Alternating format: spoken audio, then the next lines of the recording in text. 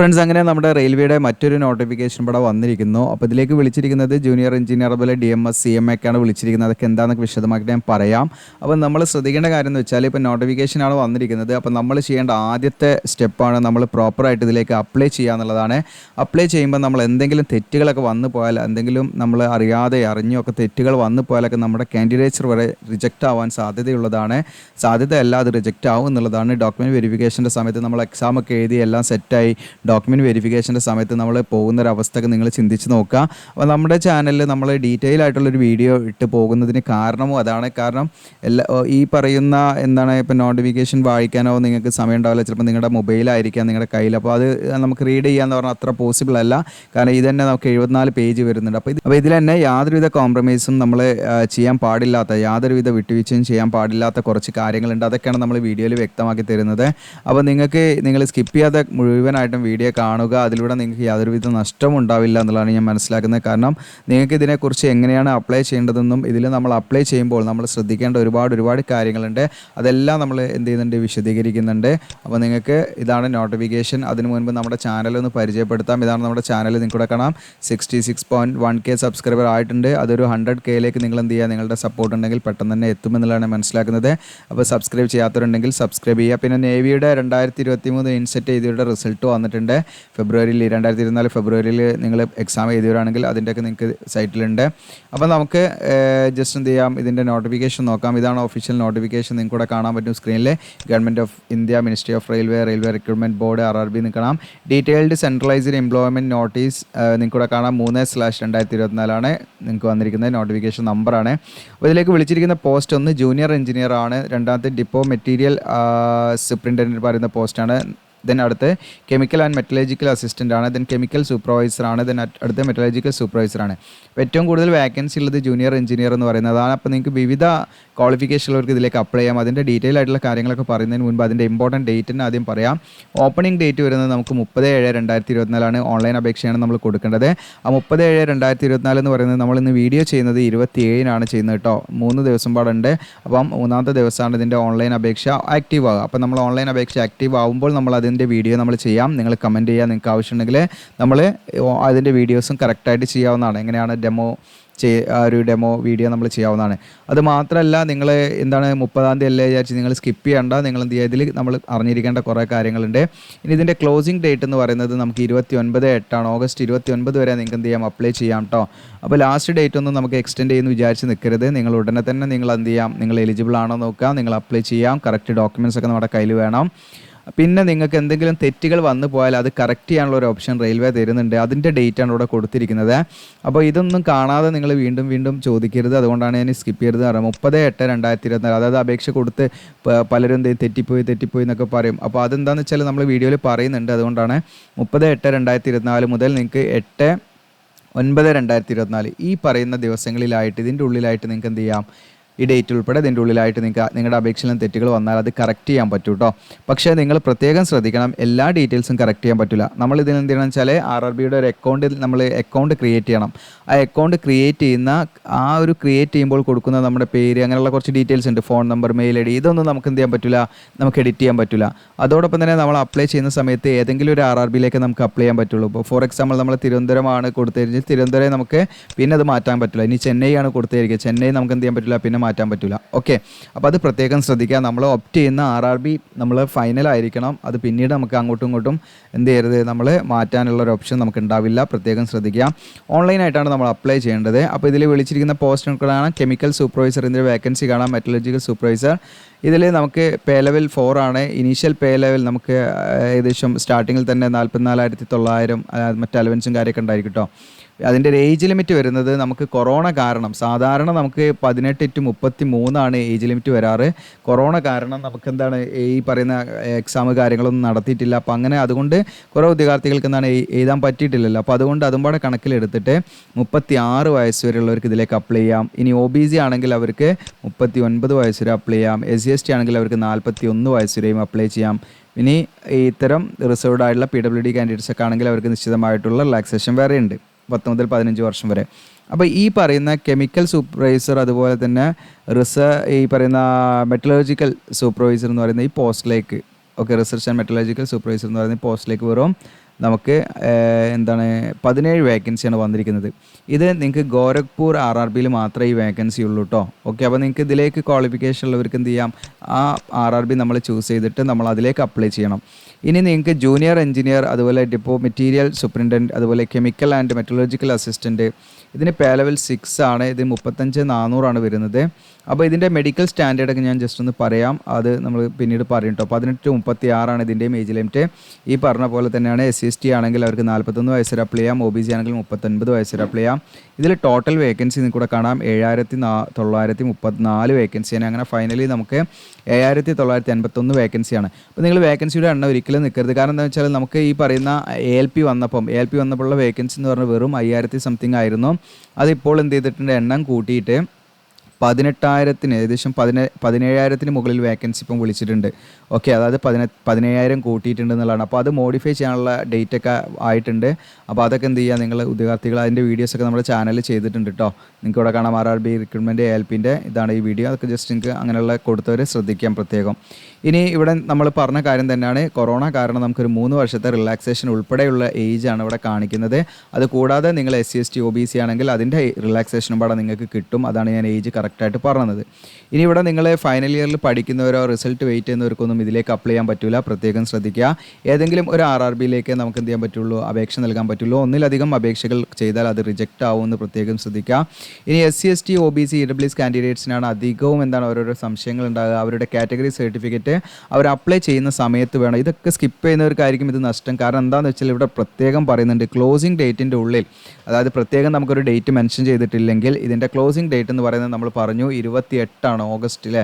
നിങ്ങൾക്കിവിടെ കാണാം 29 ഓഗസ്റ്റ് 29. അപ്പോൾ ആ ഓഗസ്റ്റ് 29 ഉള്ളിൽ എടുത്തിരിക്കുന്ന വാലിഡ് ആയിട്ടുള്ള അതിൻ്റെ ഫോർമാറ്റൊക്കെ കൊടുത്തിട്ടുണ്ടെങ്കിൽ കാണിക്കാം. വാലിഡ് ആയിട്ടുള്ള ഈ പറയുന്ന SC/ST ആണെങ്കിൽ അവരുടെ സർട്ടിഫിക്കറ്റ്, OBC ആണെങ്കിൽ OBC NCL certificate, then EWS ആണെങ്കിൽ EWS സർട്ടിഫിക്കറ്റ്, പിന്നെ EBC ആണെങ്കിൽ EBC എന്ന് പറയുന്നത് ഞാൻ എന്താണെന്നൊക്കെ പറഞ്ഞുതരാം കേട്ടോ. ഒരു ഡിക്ലറേഷനൊക്കെ വേണം. അപ്പോൾ അതൊക്കെ നമ്മൾ ഈ ഡേറ്റിൻ്റെ ഉള്ളിൽ നമ്മുടെ കയ്യിൽ ഉണ്ടായിരിക്കണം. നമ്മൾ അപ്ലോഡ് ചെയ്യണോ ചെയ്യേണ്ടതെന്നല്ല, നമ്മുടെ കയ്യിലുണ്ടായിരിക്കണം എന്നുള്ളതാണ്. ഇതാണ് പലർക്കും ഉദ്യോഗാർത്ഥികൾക്ക് ഡൗട്ട് വരുന്നത്. അവരെന്ത് ചെയ്യും, അപ്ലൈ ചെയ്തിട്ട് എന്തെന്ന് വെച്ചാൽ ഡോക്യുമെൻറ്റ് വെരിഫിക്കേഷൻ്റെ സമയത്താണ് ഈ സർട്ടിഫിക്കറ്റ് ഉണ്ടാക്കാൻ പോവുക. അപ്പോൾ ഒരു പക്ഷേ ചിലപ്പോൾ നമുക്ക് സർട്ടിഫിക്കറ്റ് കിട്ടില്ല, നമ്മൾ എലിജിബിൾ അല്ല ആ സമയത്ത് നിന്നൊക്കെ ആയിരിക്കും, അപ്പോഴായിരിക്കും അറിയാം. കാരണം EWS ഒക്കെ ആകുമ്പോൾ ഭയങ്കര വരുമാനം കാര്യങ്ങൾ ഇതൊക്കെ മാറുമ്പോൾ അതിനൊക്കെ അനുസരിച്ച് അത് മാറും. ഇനി അത് മാത്രമല്ല, നമ്മുടെ അതിൽ ഡേറ്റ് മെൻഷൻ ചെയ്യും. അപ്പോൾ ആ ഡേറ്റ് എന്ത് ചെയ്യും, ഈ പറയുന്ന റെയിൽവേ ഇവിടെ ഒരു കട്ട് ഓഫ് ഡേറ്റ് വെച്ചിട്ടുണ്ട്, ക്ലോസിംഗ് ഡേറ്റ് എന്ന്. ആ ക്ലോസിംഗ് ഡേറ്റിൻ്റെ ഉള്ളിൽ എടുത്തതായിരിക്കണം എന്നുള്ളതാണ് നമ്മൾ പ്രത്യേകമായിട്ട് ശ്രദ്ധിക്കേണ്ടത്. അതിൻ്റെ ഉള്ളിൽ നമ്മുടെ ഈ പറയുന്ന എല്ലാ ഡോക്യുമെൻറ്റ്സും നമ്മുടെ കൈവശം ഉണ്ടായിരിക്കണം. ഇനി ഇതിൻ്റെ എക്സാം 2 സ്റ്റേജാണ്. അതിൻ്റെ കാര്യങ്ങളൊക്കെ ഞാൻ വിശദീകരിക്കാം. ഇതിൽ തന്നെ ഇതിൻ്റെ സിലബസും ഒക്കെ കൊടുത്തിട്ടുണ്ട്. ഇനി ഇതിൽ നമുക്ക് ഇതിൻ്റെ എലിജിബിലിറ്റി നോക്കാം. നിങ്ങൾ ആദ്യം എലിജിബിൾ ആണോ നോക്കാം. എലിജിബിലിറ്റി നിങ്ങൾക്ക് ഓരോ പോസ്റ്റ് വൈസ് ആയിട്ട് തന്നെ നമുക്ക് നോക്കാം. ഇവിടെ കെമിക്കൽ സൂപ്പർവൈസർ എന്ന് പറയുന്ന പോസ്റ്റ് ആണെങ്കിൽ നിങ്ങൾക്ക് അത് ഏത് ഡിപ്പാർട്ട്മെൻറ്റിൽ എന്നൊക്കെ ഇവിടെ കൊടുത്തിട്ടുണ്ട്. അതിൻ്റെ മെഡിക്കൽ സ്റ്റാൻഡേർഡ് B1 ആണ് കേട്ടോ. അതാണ് നിങ്ങൾ നോക്കണം. B1 എന്താണെന്നൊക്കെ ഞാൻ പറഞ്ഞുതരാം. ഓക്കെ, അപ്പോൾ ഇതിൻ്റെ ക്വാളിഫിക്കേഷൻ എന്ന് വെച്ചാൽ നിങ്ങൾക്ക് കാണാം, കെമിക്കൽ ടെക്നോളജിയിലുള്ള ഡിഗ്രിയോ അതിന് ഇക്വലൻ്റായുള്ള ക്വാളിഫിക്കേഷൻ എന്തെങ്കിലും ഉണ്ടെങ്കിൽ നിങ്ങൾക്ക് എന്ത് ചെയ്യാം, ഇതിലേക്ക് അപ്ലൈ ചെയ്യാം. ഓക്കെ, അതോടൊപ്പം തന്നെ നമ്മുടെ ഗ്രാജുവേഷൻ അല്ലെങ്കിൽ ഡിഗ്രി പറഞ്ഞിരിക്കുന്ന ഏതെങ്കിലും ഒരു ടോപ്പിക്കും പാടെ കവർ ചെയ്തിരിക്കണം എന്നുള്ളതാണ്. ഏതെങ്കിലും ഒന്നോ അതിലധികമോ ആണോ, മിനിമം ഒന്ന് വേണം എന്നുള്ളതാണ്. ഒന്നെങ്കിൽ നമുക്ക് പെട്രോളിയം പ്രോഡക്ട്സ്, അല്ലെങ്കിൽ ഈ പറയുന്ന പെയിൻറ്റ്സ് ആൻഡ് കൊറോഷൻ പ്രിവെൻഷൻ, അല്ലെങ്കിൽ പോളിമേഴ്സ് പറഞ്ഞിരിക്കുന്ന ഏതെങ്കിലും ഒരു ഏരിയയും പാടെ നമ്മൾ എന്ത് ചെയ്യണം, നമ്മുടെ സിലബസിൽ കവർ ചെയ്തിരിക്കണം എന്നുള്ള കണ്ടീഷനാണ്. അങ്ങനെയുള്ളവർക്ക് ഇതിലേക്ക് അപ്ലൈ ചെയ്യാൻ പറ്റുള്ളൂ. അതോടൊപ്പം തന്നെ നമുക്ക് കമ്പ്യൂട്ടർ ലാംഗ്വേജ് നല്ല അറിഞ്ഞിരിക്കണം എന്നുള്ളതാണ്. കമ്പ്യൂട്ടർ ലാംഗ്വേജ് പറഞ്ഞാൽ ജാവ, ഈ പറയുന്ന അങ്ങനെയുള്ള HTML അങ്ങനെയുള്ള സംഭവങ്ങളൊക്കെ ഇല്ലേ, അതൊക്കെയാണ് ഉദ്ദേശിക്കുന്നത്. അപ്പോൾ അങ്ങനെയുള്ള കുറച്ച് ഡീപ്പായിട്ടുള്ള നോളജ് ഉണ്ടായിരിക്കുന്നതൊക്കെ അതിൻ്റെ എസെൻഷ്യലാണ്. അങ്ങനെയുള്ളവർക്ക് ഇതിലേക്ക് അപ്ലൈ ചെയ്യാൻ പറ്റുള്ളൂ. പിന്നെ അടുത്ത മെറ്റലർജിക്കൽ സൂപ്പർവൈസറാണ്. ഇതിലേക്ക് നിങ്ങൾക്ക് ഡിഗ്രി അല്ലെങ്കിൽ ഈ പറയുന്ന അതിന് ഇക്വലൻ്റായുള്ള ക്വാളിഫിക്കേഷൻ, ഈ പറഞ്ഞിരിക്കുന്ന മെറ്റലർജിക്കൽ എഞ്ചിനീയറിംഗിലുള്ള ക്വാളിഫിക്കേഷനാണ്. ഇതിലും നമുക്ക് കമ്പ്യൂട്ടർ ലാംഗ്വേജ് അറിഞ്ഞിരിക്കുന്ന കണ്ടീഷനാണ്. ഇനിയാണ് നമ്മൾ ഇതിൽ നമുക്ക് വളരെ കുറഞ്ഞ വേക്കൻസിയാണ്, വെറും നമുക്ക് 7 വേക്കൻസി 17 വേക്കൻസി അങ്ങനെ എന്താണ് ഇതിൽ വരുന്നത് കേട്ടോ. നമ്മൾ തുടക്കത്തിൽ പറഞ്ഞു. ഇനി ജൂനിയർ എഞ്ചിനീയർ ആണ്. ഇനി ഫുള്ള് നമുക്ക് ഈ പറയുന്ന ജൂനിയർ എഞ്ചിനീയർ എന്ന് പറയുന്ന പോസ്റ്റുകളാണ്. ഇതിലേക്ക് നിങ്ങൾക്കിവിടെ കാണാം സീരിയൽ നമ്പർ 3 മുതൽ നിങ്ങൾക്കിവിടെ സീരിയൽ നമ്പർ 8 വരെയുള്ള കാറ്റഗറിയിൽ വിവിധ കാറ്റഗറി ആയിട്ട് വിളിച്ച് നിൽക്കണം. ഇലക്ട്രിക്കലിൽ തന്നെ ജനറൽ സർവീസ്, ദെൻ EMU TRSലേക്ക്, ഡിസൈനിലേക്ക്, TRDയിലേക്ക്, വർക്ക്ഷോപ്പിലേക്ക്, അങ്ങനെ ഓരോരോ എന്താണ് കാറ്റഗറി വൈസ് ആയിട്ടാണ് നിങ്ങൾക്ക് ഇവിടെ കാണാൻ പറ്റും. അതിൽ PWD കാൻഡിഡേറ്റ്സിന് സ്യൂട്ടബിൾ ആയിട്ടുള്ള കാറ്റഗറി കൂടെ കൊടുത്തിട്ടുണ്ട്. അങ്ങനെയുള്ള വിദ്യാർത്ഥികൾ അത് നോക്കിയിട്ട് ചെയ്യണം. പിന്നെ ഇതിൻ്റെ മെഡിക്കൽ സ്റ്റാൻഡേർഡ് കൊടുത്തിട്ടുണ്ട്. B1 മുതൽ A3 ഉണ്ട്, B2 ഉണ്ട്, A3 ഉണ്ട്, C1 ഉണ്ട്, A3 ഉണ്ട്, C1 ഉണ്ട്. അങ്ങനെ പല ഓരോന്നിനും ഓരോ പോസ്റ്റിനും എന്താണ് പല രീതിയിലുള്ള മെഡിക്കൽ സ്റ്റാൻഡേർഡാണ് കൊടുത്തിരിക്കുന്നത്. അപ്പോൾ അത് നിങ്ങൾ നോക്കണം കേട്ടോ. വെറുതെ അപ്ലൈ ചെയ്താൽ പോരാ, നമ്മൾ എലിജിബിൾ ആണോ നോക്കണം. അതിൻ്റെ കാര്യങ്ങൾ ഞാൻ വിശദീകരിക്കുന്നുണ്ട്. അപ്പോൾ ഇതിലേക്കുള്ള ക്വാളിഫിക്കേഷൻ എന്ന് വെച്ചാൽ നിങ്ങൾക്ക് മെക്കാനിക്കൽ അല്ലെങ്കിൽ ഇലക്ട്രിക്കൽ അല്ലെങ്കിൽ ഇലക്ട്രോണിക്സ് എഞ്ചിനീയറിങ്ങിലുള്ള 3 വർഷത്തെ ഡിപ്ലോമയാണ്.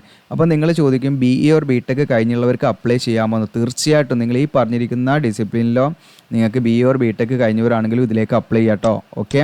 ഇനി അതോടൊപ്പം തന്നെ മറ്റൊരു കണ്ടീഷൻ എന്ന് വെച്ചാൽ വേറെ രീതിയിലുള്ളവർക്ക് ഇതിലേക്ക് അപ്ലൈ ചെയ്യാം. അതായത് ഈ പറഞ്ഞിരിക്കുന്ന മെക്കാനിക്കൽ, ഇലക്ട്രിക്കൽ, ഇലക്ട്രോണിക്സ് ഈ പറഞ്ഞിരിക്കുന്ന മെയിൻ ഡിസിപ്ലിനുമായി ബന്ധപ്പെട്ട് നിങ്ങൾ അതിൻ്റെ അലൈഡ് സബ്ജക്റ്റ് അല്ലെങ്കിൽ അതിൻ്റെ മറ്റു സ്ട്രീമുമായിട്ട് ഈ പറഞ്ഞിരിക്കുന്ന അതിൻ്റെ കോമ്പിനേഷനിലോ അല്ലെങ്കിൽ അതിൻ്റെ മറ്റു സ്ട്രീമുമായിട്ട് പഠിച്ച ഉദ്യോഗാർത്ഥികളാണെങ്കിൽ അവർക്കും ഇതിലേക്ക് അപ്ലൈ ചെയ്യാം. ഓക്കെ. അതായത് ഈ മെയിൻ സ്ട്രീമുമായി ബന്ധപ്പെട്ടുള്ള കോമ്പിനേഷനിലോ അല്ലെങ്കിൽ അതിൻ്റെ സബ് സ്ട്രീമൊക്കെ നമ്മൾ പഠിച്ചിട്ടുണ്ടെങ്കിൽ നിങ്ങൾക്ക് എന്ത് ചെയ്യാം, ഇതിലേക്ക് അപ്ലൈ ചെയ്യാം. നിങ്ങൾ മനസ്സിലാക്കാം.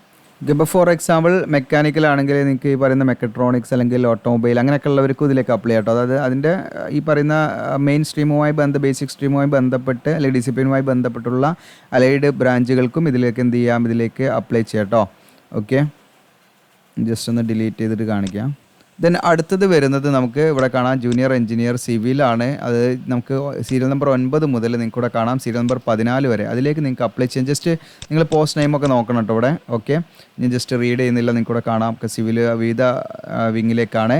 ഇതിൽ നിങ്ങൾക്ക് എന്താണ് സിവിൽ എഞ്ചിനീയറിംഗിൽ ഡിപ്ലോമ ഉള്ളവർക്ക് അപ്ലൈ ചെയ്യാം. ഇനി BSc നിങ്ങൾ സിവിൽ എഞ്ചിനീയറിംഗ് പഠിച്ചവർക്കും നിങ്ങൾ 3 ഇയർ ഡ്യൂറേഷനിൽ BSc സിവിൽ എഞ്ചിനീയറിംഗ് പഠിച്ചവർക്കും ഇതിലേക്ക് അപ്ലൈ ചെയ്യാം. ഇനി അതല്ല ഈ പറഞ്ഞ സിവിൽ എഞ്ചിനീയറിംഗുമായി ബന്ധപ്പെട്ടുള്ള അതിൻ്റെ അലൈഡ് ബ്രാഞ്ചിൽ നിങ്ങൾ എന്താണ് ഡിപ്ലോമ അല്ലെങ്കിൽ ഈ പറയുന്ന BSc കഴിഞ്ഞവർക്ക് അപ്ലൈ ചെയ്യാം. ഇനി BE ഓർ BTech നിങ്ങൾ സിവിൽ എഞ്ചിനീയറിംഗ് കഴിഞ്ഞവർക്കാണെങ്കിലും അപ്ലൈ ചെയ്യാവുന്നതാണ്. ഉയർന്ന ക്വാളിഫിക്കേഷനുള്ളവർക്ക് ഇതിലേക്ക് അപ്ലൈ ചെയ്യാം. അടുത്തത് നിങ്ങൾക്ക് കൂടെ കാണാം ജൂനിയർ എഞ്ചിനീയർ ട്രാക്ക് മെഷീനാണ്. ഇതിലേക്ക് നിങ്ങൾക്ക് അപ്ലൈ ചെയ്യാനുള്ള ക്വാളിഫിക്കേഷൻ എന്ന് പറയുന്നത് 3 വർഷത്തെ ഡിപ്ലോമ അല്ലെങ്കിൽ ഈ പറയുന്ന BE ഓർ BTech ഉള്ളവർക്കും ഇതിലേക്ക് അപ്ലൈ ചെയ്യാം. അതായത് നിങ്ങൾ മനസ്സിലാക്കേണ്ടത് ഇവിടെ പറഞ്ഞിരിക്കുന്ന ഡിപ്ലോമ ക്വാളിഫിക്കേഷനാണ് ഇതിൻ്റെ എസെൻഷ്യൽ ക്വാളിഫിക്കേഷനായിട്ട് പറയുന്നത്. അപ്പോൾ ഉയർന്ന ക്വാളിഫിക്കേഷനായിട്ടുള്ള ഇവിടെ പറഞ്ഞിരിക്കുന്ന അതത് ഡിസിപ്ലിനുമായി ബന്ധപ്പെട്ട് നിങ്ങൾക്ക് ഉയർന്ന ക്വാളിഫിക്കേഷൻ്റെ തീർച്ചയായിട്ടും അതായത് BE ഓർ BTech ഉണ്ടെങ്കിൽ തീർച്ചയായിട്ടും നിങ്ങൾക്ക് എന്ത് ചെയ്യാം, ഇതിലേക്ക് അപ്ലൈ ചെയ്യാമെന്നുള്ളതാണ് നോട്ടിഫിക്കേഷനിൽ പറഞ്ഞിരിക്കുന്നത് കേട്ടോ. അപ്പോൾ ഇതിലും നിങ്ങൾക്ക് എന്താണ് diploma in mechanical production, automobile, electrical, electronics, then instrumentation and control engineering പറഞ്ഞിരിക്കുന്ന ഏതെങ്കിലും ഡിസിപ്ലിനിൽ 3 ഇയർ ഡിപ്ലോമ കഴിഞ്ഞവർക്ക് അപ്ലൈ ചെയ്യാം. ഇനി അതല്ല ഈ പറയുന്ന ബേസിക് സ്ട്രീമുമായി ബന്ധപ്പെട്ട് അതിൻ്റെ കോമ്പിനേഷനോ അല്ലെങ്കിൽ അലൈഡ് പ്രോഗ്രാമോ നിങ്ങൾ ഈ പറയുന്ന 3 ഇയർ ഡ്യൂറേഷൻ കഴിഞ്ഞിട്ടുണ്ടെങ്കിൽ അത് അപ്ലൈ ചെയ്യാം. ഇനി അല്ല BE ഓർ BTech കഴിഞ്ഞവരാണെങ്കിലും അപ്ലൈ ചെയ്യാം. ഓക്കെ.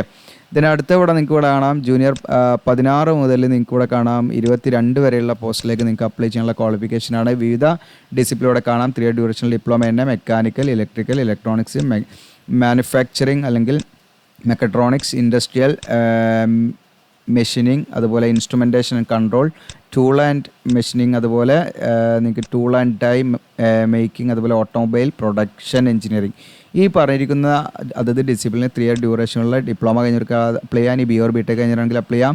ഇനി അതല്ലെങ്കിൽ മുകളിൽ പറഞ്ഞിരിക്കുന്ന അതേ സെയിം എന്താണ് ഡിസിപ്ലിനിൽ ഇതുമായി ബന്ധപ്പെട്ട് നിങ്ങൾ എന്താണ് മറ്റു കോമ്പിനേഷനിലോ ഒക്കെ ഡിപ്ലോമ കഴിഞ്ഞവരാണെങ്കിലോ ഒക്കെ നിങ്ങൾക്ക് എന്ത് ചെയ്യാം, ഇതിലേക്ക് അപ്ലൈ ചെയ്യാം. ഓക്കെ. ഇനി അടുത്തത് നിങ്ങൾക്ക് കെമിക്കൽ ആൻഡ് മെറ്റലർജിക്കൽ അസിസ്റ്റൻ്റ് ആണ്. ഇതിലേക്ക് നിങ്ങൾക്ക് എന്താണ് ഫിസിക്സ് ആൻഡ് കെമിസ്ട്രി നിങ്ങൾ എന്താണ് ബാച്ചിലർ ഓഫ് സയൻസ് കഴിഞ്ഞിരിക്കണം. അത് ഫിസിക്സ് ആൻഡ് കെമിസ്ട്രിയിൽ ബാച്ചിലർ ഓഫ് സയൻസ് കഴിഞ്ഞവർക്ക് അപ്ലൈ ചെയ്യാം. 45% മാർക്ക് ഉണ്ടായിരിക്കണമുള്ള കണ്ടീഷനാണ് കേട്ടോ. ഓക്കെ. ഇതിനടുത്ത് നിങ്ങൾക്ക് ജൂനിയർ എഞ്ചിനീയർ ഡീസൽ ഇലക്ട്രിക്കൽ ആണ്. അതിലേക്കും പിന്നെ 25 നിങ്ങൾക്ക് കാണാം ഈ പറയുന്ന വർക്ക്ഷോപ്പിലേക്കാണ്. ഇതിലേക്ക് പറഞ്ഞിരിക്കുന്ന മെക്കാനിക്കൽ അല്ലെങ്കിൽ ഇലക്ട്രിക്കൽ അല്ലെങ്കിൽ ഇലക്ട്രോണിക്സ് എഞ്ചിനീയറിംഗ് ഈ പറഞ്ഞിരിക്കുന്നതിനും 3 ഇയർ ഡ്യൂറേഷണൽ ഡിപ്ലോമ കഴിഞ്ഞവർക്ക് അപ്ലൈ ചെയ്യാം. ഈ നേരത്തെ പറഞ്ഞ പോലെ അതിൻ്റെ ബേസിക് സ്ട്രീമിൻ്റെ സബ് സ്ട്രീമൊക്കെ ആയിട്ട് നിങ്ങൾ അങ്ങനെ പഠിച്ചവർക്ക് എന്ത് ചെയ്യാം, ഇതിലേക്ക് അപ്ലൈ ചെയ്യാവുന്നതാണ്.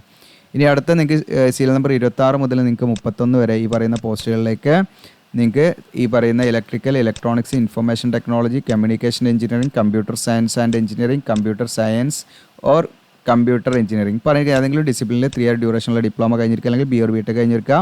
അതല്ലെങ്കിൽ ഈ പറഞ്ഞിരിക്കുന്ന അതിൻ്റെ ബേസിക് സ്ട്രീമിൻ്റെ സബ് സ്ട്രീമുമായി ബന്ധപ്പെട്ട് അല്ലെങ്കിൽ അതിൻ്റെ കോമ്പിനേഷനിൽ നിങ്ങൾ കഴിഞ്ഞവരാണെങ്കിൽ നിങ്ങൾക്ക് എന്ത് ചെയ്യാം, അപ്ലൈ ചെയ്യാം. ഇനി നിങ്ങൾക്ക് മെറ്റീരിയൽ സൂപ്രണ്ടൻ്റ് ആണ്. ഇതിലേക്ക് നിങ്ങൾക്ക് ഏതെങ്കിലും ഡിപ്ലോമ കഴിഞ്ഞവർക്ക് അപ്ലൈ ചെയ്യാം. ഓക്കെ. അതായത് നിങ്ങൾ എന്താണ് ഡിസിപ്ലിൻ വേണമെന്നില്ല, എനി ഡിസിപ്ലിനാണ്. ഓക്കെ, ജസ്റ്റ് നിങ്ങൾ ഡിപ്ലോമ 3 ഇയർ ഡ്യൂറേഷനുള്ള ഡിപ്ലോമ കഴിഞ്ഞവർക്ക് അപ്ലൈ ചെയ്യാം. ഏത് ഡിസിപ്ലിൻ ആണെങ്കിലും പ്രശ്നമില്ല. ഈ പറയുന്ന സീരിയൽ നമ്പർ 32 എന്ന് പറയുന്ന ഇതിലേക്ക് നിങ്ങൾക്ക് ഇനി എന്താണ് ഡിസിപ്ലിനിൽ നിങ്ങൾ ഡിപ്ലോമ കഴിഞ്ഞവർക്ക് അപ്ലൈ ചെയ്യാം. അപ്പം സീരിയൽ നമ്പർ 32ലേക്ക് നിങ്ങൾക്ക് ഏതെങ്കിലും ഡിസിപ്ലിനിൽ ഡിപ്ലോമ കഴിഞ്ഞവരാണെങ്കിൽ അതിലേക്ക് അപ്ലൈ ചെയ്യാം എന്നുള്ളത് പ്രത്യേകം ശ്രദ്ധിക്കുക. പിന്നെ ഇവിടെ പ്രത്യേകം നമ്മൾ പറഞ്ഞ കാര്യമാണ് ഇവിടെ പറയുന്നത്, അതായത് ഡിപ്ലോമ എഞ്ചിനീയറിംഗ് എന്ന് പറയുന്ന 3 ഇയർ ഡ്യൂറേഷനിൽ ഡിപ്ലോമ എഞ്ചിനീയറിംഗ് എന്ന് പറയുന്ന ആ സെയിം ഡിസിപ്ലിനിൽ നിങ്ങൾക്ക് BE or BTech ഉണ്ടെങ്കിൽ അതിന് തുല്യമായിട്ട് അത് പരിഗണിക്കുന്നതാണ് എന്നുള്ളതാണ് പറയുന്നത് കേട്ടോ. അതുകൊണ്ട് ഞാൻ പറഞ്ഞത് BE or BTech കഴിഞ്ഞവർക്കും ഇതിലേക്ക് അപ്ലൈ ചെയ്യാം എന്നുള്ളതാണ് നിങ്ങൾ മനസ്സിലാക്കേണ്ടത്. പിന്നെ ഇതിൻ്റെ വേക്കൻസി ടാബിളാണ് നിങ്ങൾക്ക് ഇവിടെ കാണാം. ഓരോ അഹമ്മദാബാദ് ഓരോ RRB ഇവിടെ കൊടുത്തിട്ടുണ്ട് കേട്ടോ. അപ്പോൾ ഓരോന്നിൻ്റെ വേക്കൻസി നിങ്ങൾക്ക് എവിടെയാണ് നിങ്ങൾ നോക്കണം, നോട്ടിഫിക്കേഷൻ ഡൗൺലോഡ് ചെയ്യണം. ബാംഗ്ലൂരിൽ നിങ്ങൾക്ക് കാണാം വേക്കൻസി. ബാംഗ്ലൂരിൽ ടോട്ടൽ വന്നിരിക്കുന്നത് നമുക്ക് 397 വേക്കൻസിയാണ് കേട്ടോ.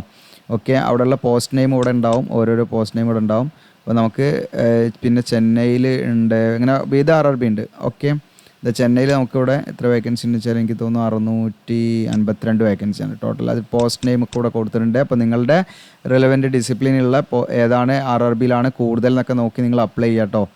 ഓക്കെ, കാരണം നമ്മൾ കേരളത്തിൽ തന്നെ നമ്മൾ എന്താണ് ഫോക്കസ് ചെയ്യാൻ നിൽക്കണ്ട. കാരണം നമ്മുടെ ഇതെവിടെയാണ് കൂടുതൽ വേക്കൻസി വരാനുള്ള സാധ്യത അല്ലെങ്കിൽ കൂടുതൽ വേക്കൻസി ഒക്കെ നോക്കിയിട്ട് നിങ്ങൾക്ക് വേണമെങ്കിൽ അപ്ലൈ ചെയ്യാവുന്നതാണ്. തിരുവനന്തപുരം ഉണ്ട്. തിരുവനന്തപുരം നമുക്ക് കുറച്ച് കുറവാണ്, 121 വേക്കൻസിയാണുള്ളത്.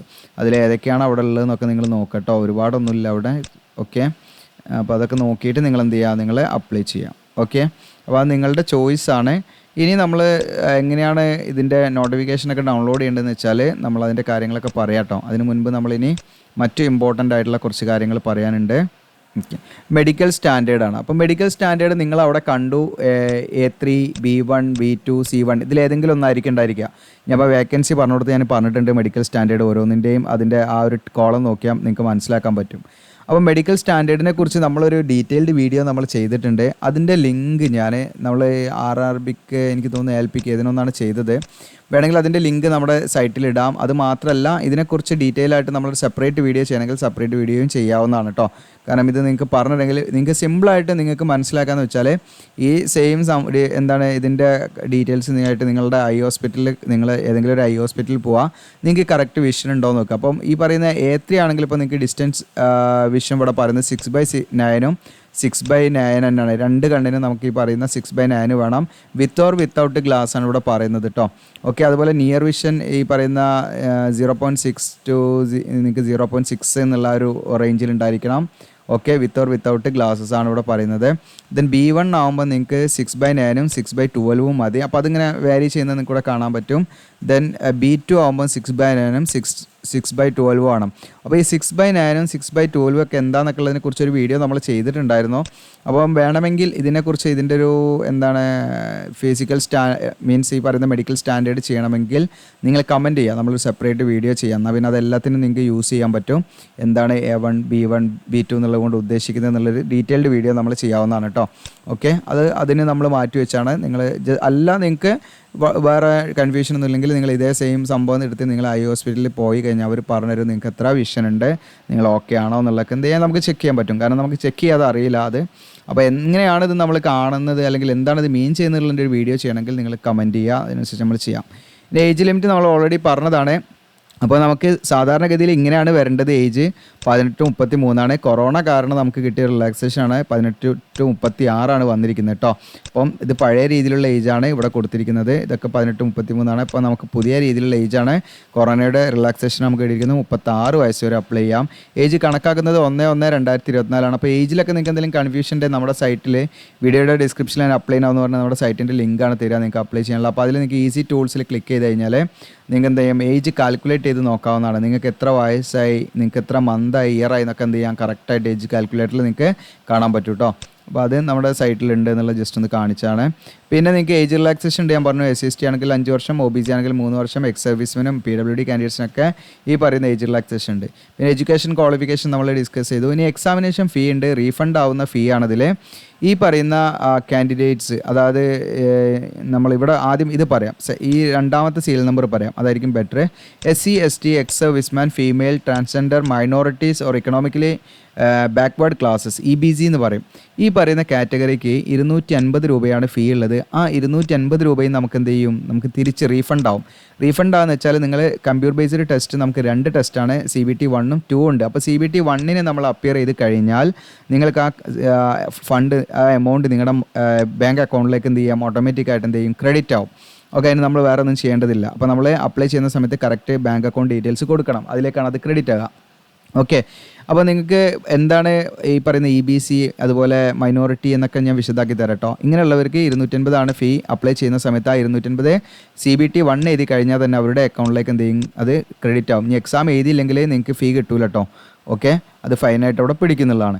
ഇനി അടുത്തൊരു കണ്ടീഷൻ എന്ന് വെച്ചാൽ ബാക്കിയുള്ള ഈ പറയുന്ന കാറ്റഗറിയിൽ പെടാത്ത മറ്റെല്ലാ ഉദ്യോഗാർത്ഥികൾക്കും, അതായത് മെയിൽ കാൻഡിഡേറ്റ്സ് ആയിട്ടുള്ള ജനറൽ അങ്ങനെയുള്ള വിഭാഗക്കാരൊക്കെ ആണെങ്കിൽ അവർക്ക് 500 രൂപയാണ് അപേക്ഷ ഫീസായിട്ട് വരുന്നത്.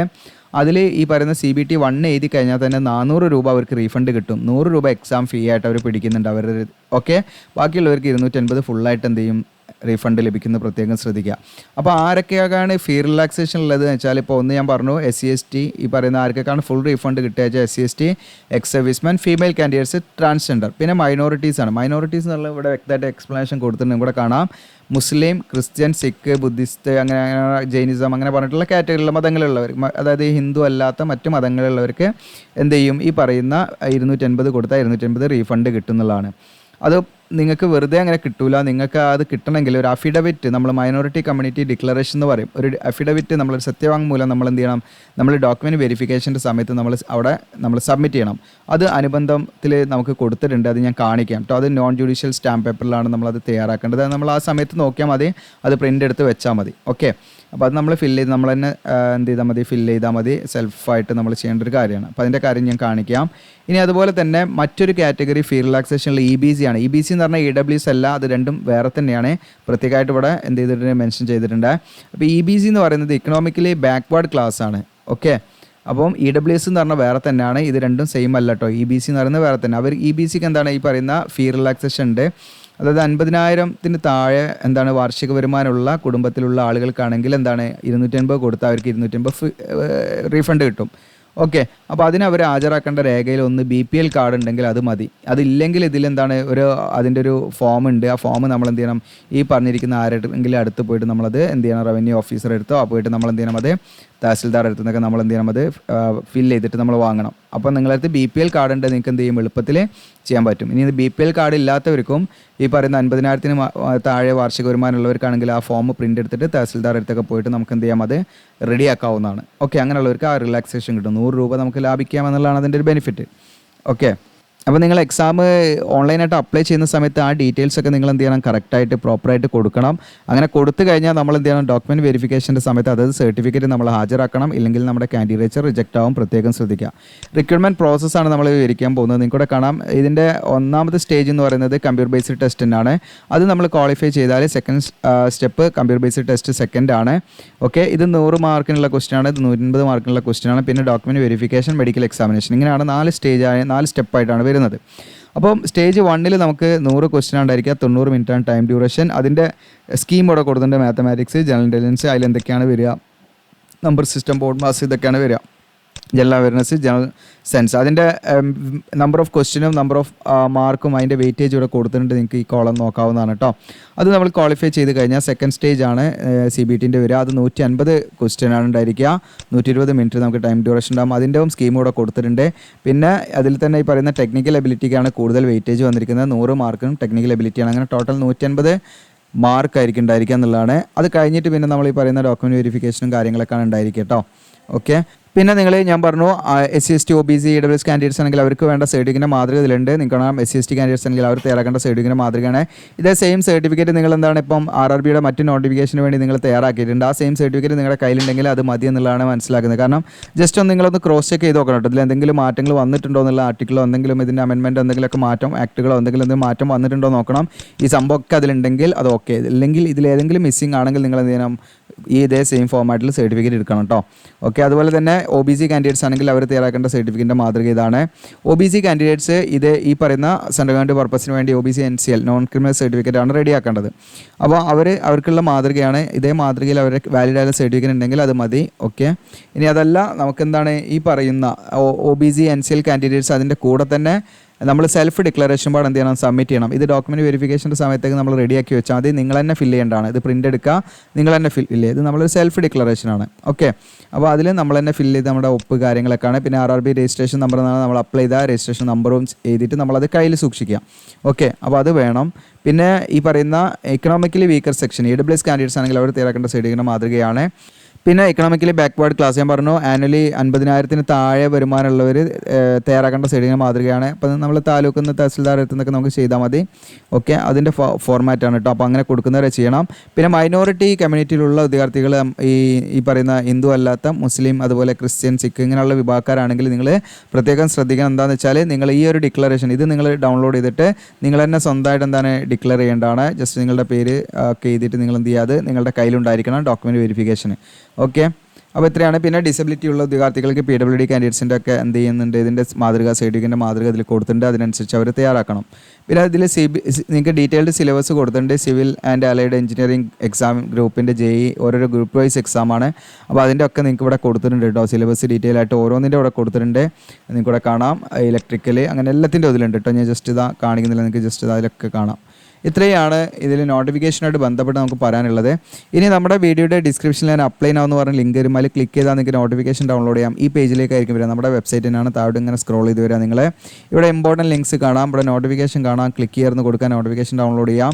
അപ്ലൈ നൗ എന്നുള്ള ലിങ്ക് ഞാൻ 30/7/2024 ഇവിടെ അപ്ഡേറ്റ് ചെയ്യുന്നതാണ്. അതിൻ്റെ വീഡിയോസ് ചെയ്യണമെങ്കിൽ എങ്ങനെയാണ് ഓൺലൈൻ ഫോം ഫില്ല് ചെയ്യേണ്ടതെന്നുള്ള വീഡിയോ ചെയ്യണമെങ്കിൽ നിങ്ങൾ കമൻറ്റ് ചെയ്യുക. പിന്നെ നമ്മൾ മുൻപ് ഈ പറയുന്ന മെഡിക്കൽ സ്റ്റാൻഡേർഡിനെ കുറിച്ചൊരു വീഡിയോ ചെയ്യുന്നുണ്ടാവുകയാണെങ്കിൽ നമ്മളിവിടെ ആഡ് ചെയ്യട്ടോ. നിങ്ങളൊന്ന് കമൻറ്റ് ചെയ്യുക നിങ്ങൾക്ക് അത് ആവശ്യമുണ്ടെങ്കിൽ.